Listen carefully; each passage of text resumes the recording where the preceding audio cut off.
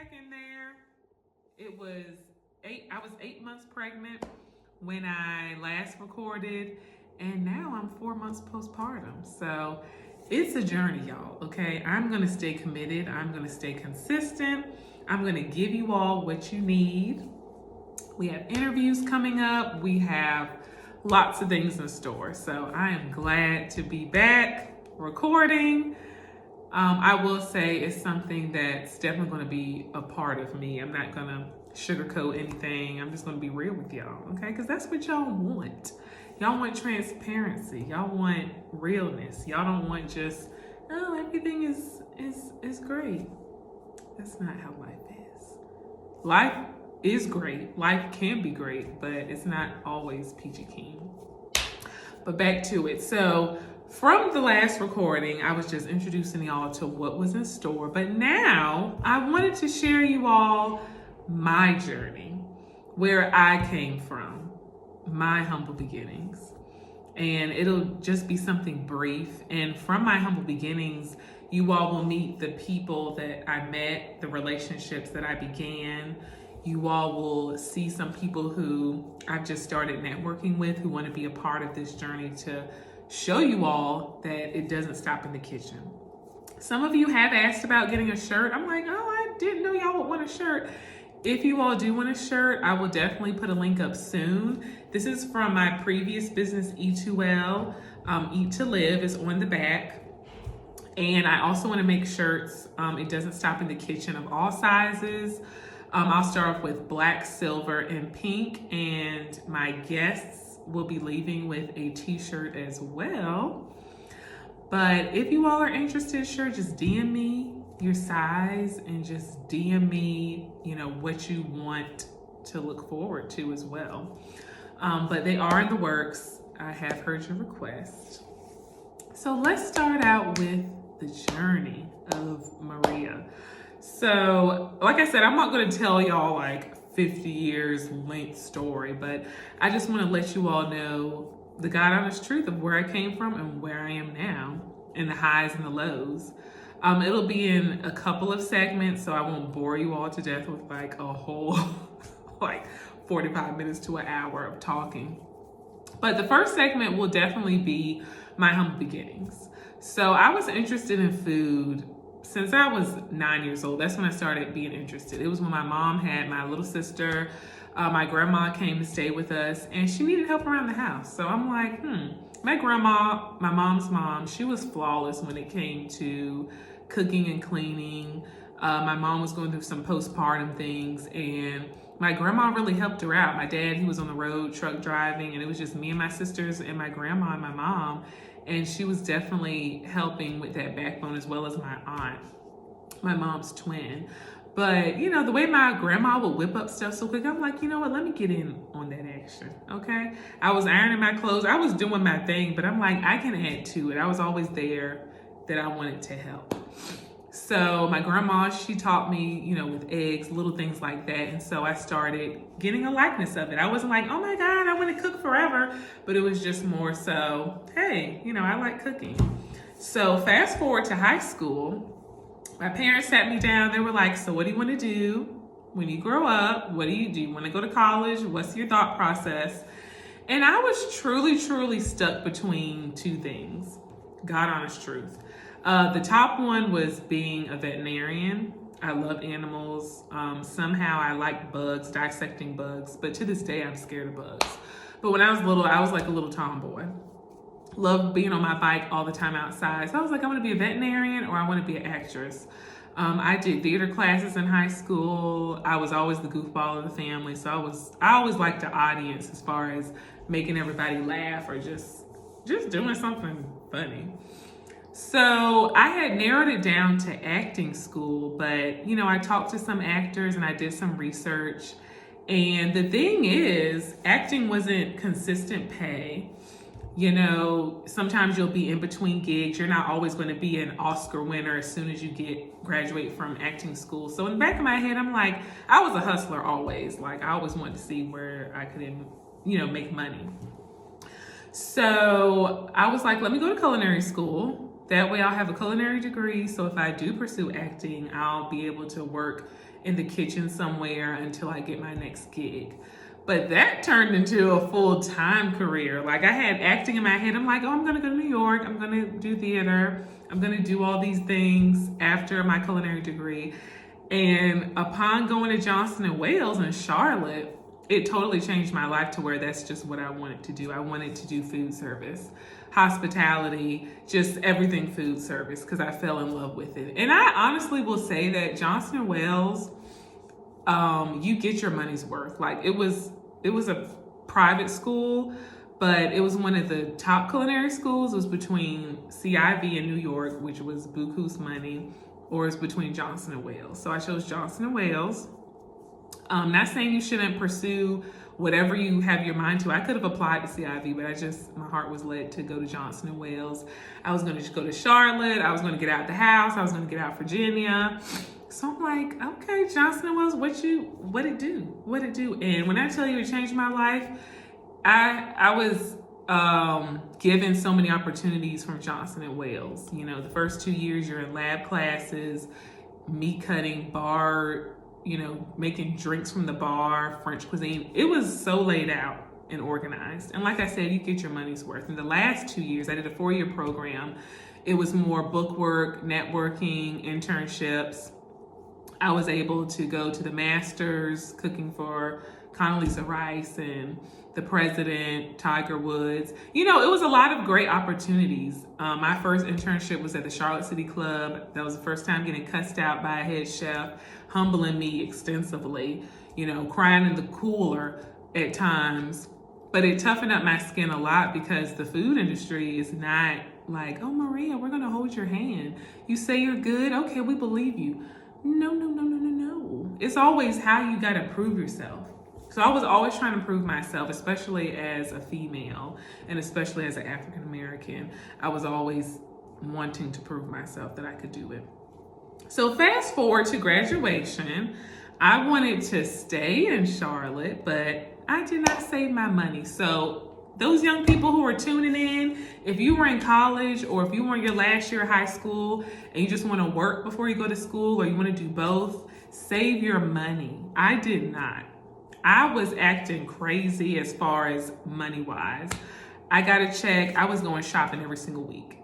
And mind you, I was a young person living in uptown Charlotte. So when I tell you I lived my best life, I was living my best life. But that came to a halt when I graduated because I'm like, okay, I can't afford to stay here. So I moved back to Virginia with my family. Humbling, very, very humbling, but grateful. Upon moving back to Virginia, I was serving because I had started a gig at TGI Fridays for serving because I was like, okay, let me start my journey. Where do I want to start it? So senior year, I was able to get a job and I wanted to see how front of the house was because I was always in the back of the house. I loved it. North Lake, Charlotte, TGI Fridays, that place was the place to be, okay? I was stoked, you know, and as a server, you got money every single day. So that's why I said I was not smart with my money. I was just splurging. And, you know, sometimes you live and you learn, and I lived and I learned. So when coming back home, I was serving some more. You know, I was at TGI Fridays, back at home, Hampton Roads. And I wanted a little bit more.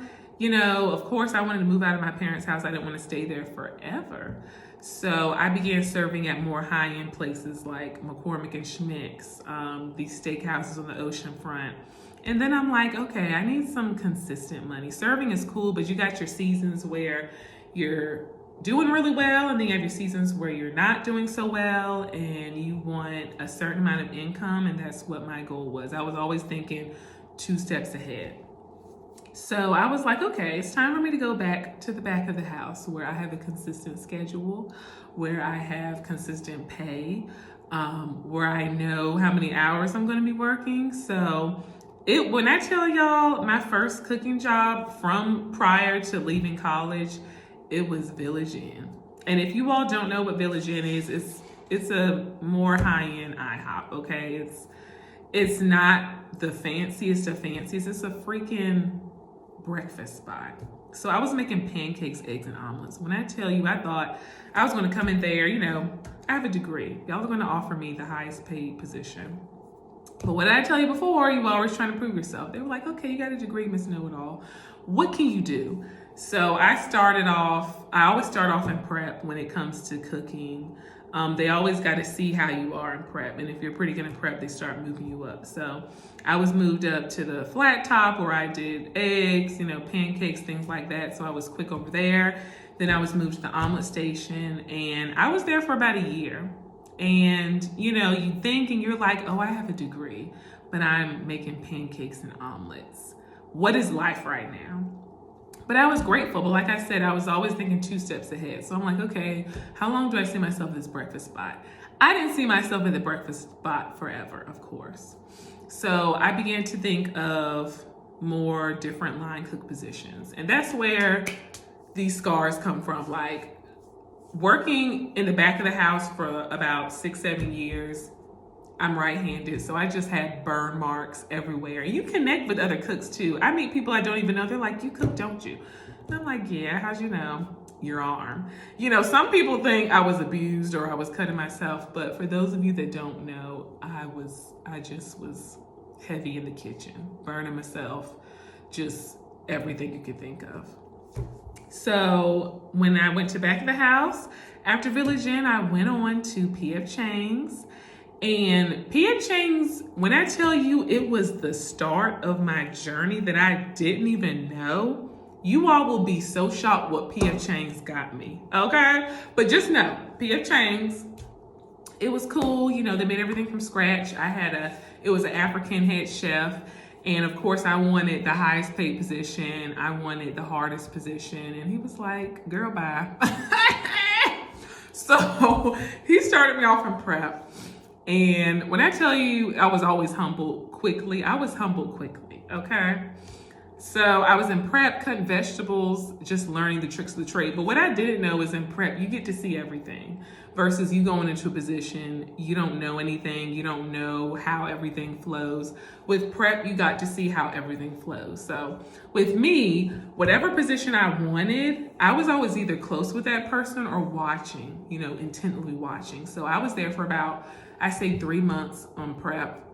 But I was watching drama. That was the next position I wanted. And drama is almost the beginning of P.F. Chang's as far as how everything flows. The person in drama, you're dusting the meat, you're putting the vegetables on the plate, you're putting the garnishes, you're doing everything for that person for the walk. So without drama, you wouldn't have anything. And it was very, very intense. The appetizer station was cool too, but I wanted the money and I wanted the pace, the fast pace. So the girl who was on drama before me, I think she went to culinary school as well. She was around my age and, she did her thing. So it wasn't like he didn't want to give anyone a chance because they were female, which I had issues beforehand, but no, the chef there, he let people do, if you were good at it, he let you do it. So like I said, I was watching drama all the time, talking to her, asking her questions. And then he decided to give me a chance. On a Thursday night, which was intense, at least it wasn't the weekend. But when I tell you I failed miserably, like I was slow as molasses. I'm thinking I came from culinary school. I had got pace. I got the stamina. I was on prep. I can do it. Boo-boo. No. It took me probably about a month to master. I wouldn't even say master, but just to be decent on drama. Because when I tell you P.F. Chang's is a chain restaurant, so you got like 10, 15 tickets coming in at once. You got to dust 5 entrees at once. You have to know the whole menu. You have to know what goes on every single thing. It is so intense. And this is stuff that happens at the back of the house that people don't even realize. That's what one person was in charge of. On the busy nights, they would have 2 people. So they would have a meat person dusting the protein, and then the other side would be the person putting the vegetables and the garnishes together, which you had to know, what people edited, all this other stuff. It was very intense, and it definitely humbled me, and it made me who I am today. So, once I got great at that, I was like, okay, do I see myself going to walk station, which was next, Do I see myself as a sous chef? How long do I see myself here? And it would be every 6 months. Like when I would get a job, within that 6 months, I would talk to myself and figure out what my next plan was. So I was like, I didn't see myself there for too long. I did some research on how much the sous chef made. Not saying they didn't make a lot of money, but like I said, I had a plan. So it was about close to the almost end of the year that I was working at P.F. Chang's. And so Cheesecake Factory was right across the street. When I tell you I worked everywhere in the town center, I almost worked everywhere in the town center. And you're going to see where else I worked in the town center. But I was a little curious and I went across the street. So I had an interview and they were making more money at Cheesecake Factory. But I wasn't at places longer than a year. When I was young, in my line cook days, my manager days, I was only there for a year. But because I didn't burn bridges, because I was a great worker, because I had a good relationship with management, it wasn't hard for me to get another job. So, you know, of course they offered more money for me to stay, but it wasn't enough for me. And of course the chefs talked, like, why is this person going to Cheesecake? Like the P.F. Chang's chef talked to the Cheesecake Factory chef. I knew that was going to happen because it was so funny. When I gave him my notice, he was like, you're going to Cheesecake, huh? And I didn't tell anybody in that establishment. I moved silently. I didn't tell a soul. And for some reason he found out, of course, because he talked to the chef over there. And I was like, yeah, you know, just looking for more opportunity, etc. But he wasn't upset with me. He was just, you know, just wondering why. So I get to Cheesecake, they're offering more money. I want to start on Saute, which was the highest paid and then the most craziest station. But you know, what did I say before? They start you off in prep. So I started off in pizza, making appetizers, and I was really good at that. So they were like, what station do you want to go to next? And I wanted the next station beside me. And like I told you all, whatever station I want to go to next, I'm asking them questions, I'm looking over there, I'm studying that station. So when it's time for me to go over there, boom, bam, pow. And the stamina from Village Inn and P.F. Chang's definitely gave me my quickness for Cheesecake. Because if I would have just hopped in Cheesecake, I would be a fish out of water. And Cheesecake is even more intense. P.F. Chang's and Cheesecake are both pretty intense. But it definitely helped me out. And I will let you all know, P.F. Chang's and Cheesecake, little do people know, but they make everything from scratch. Everything. Like P.F. Chang's, they even had meat cutters in the back, slicing the meat. Like they had dumpling stations where these authentic Asian people were making dumplings. Latinas and Asians were making dumplings. Not saying anybody can't make dumplings, but it was very authentic working there at P.F. Chang's. And you got to you kind of got a self-gratitude from making everything and what you were eating, you knew was fresh. Same thing with Cheesecake. They make everything from scratch. And in your mind, it's like, okay, they don't cut corners. There were some things that they would do, but I would say 80% of that menu is made from scratch. And you know, the heart from the people goes into it. It's just a whole system that works for them, and it's great for that chain restaurant. So mind you, when I was at P.F. Chang's, I had networked with someone and I was able to do a couple of private chef gigs, catering, I would say, E2L. It was a couple that gave me a chance as far as cooking for them. They do a lot of good things for the community. And they allowed me to do things for them. And it was great too. I got to see how it was catering. And also, when I was a line cook, I met this gentleman. He was a single father at the time. And he lived in the same complex as me. And he gave me a chance to, like, very respectable. I started making meals for him and his son. I even started making meals for his mother. And it was so gratifying to know that some people believed in you. And that family was very special. Like, they're still special to this day. But it was very special making meals for him and his son, because I got to use my imagination. I got to start meal prep, figuring out different things, finances, all this behind the scenes, all these things that people don't think that they're blessing you with, but they do. And that gentleman, he blessed me so much. He's married now. They have a new son, and it was just nice meeting that family. They were an answered prayer. And like I said, it made me feel good, and it made me feel like, oh wow, I can do it. And little me with these ideas, they did believe in me, and it sharpened my craft. And I thank them to this day for giving me a chance, for allowing me to meal prep for him and his son, for allowing me to meal prep for him and his mother. And they would give me specialized, personalized gifts. Like they gave me a chef bag with my name on it. They were very, very sweet. And fast forward to that, I was at Cheesecake Factory, right? So like I tell you all again, I'm like, where am I going to be? Am I going to be a head chef at Cheesecake Factory? Am I going to be a general manager? I was getting a little tired of being in the back of the house. So when I was working in the town center, the Art Institute was right down the street. And that goal of mine seemed so out of reach. I'm like, I'm never going to be able to teach culinary at a adjunct professional level.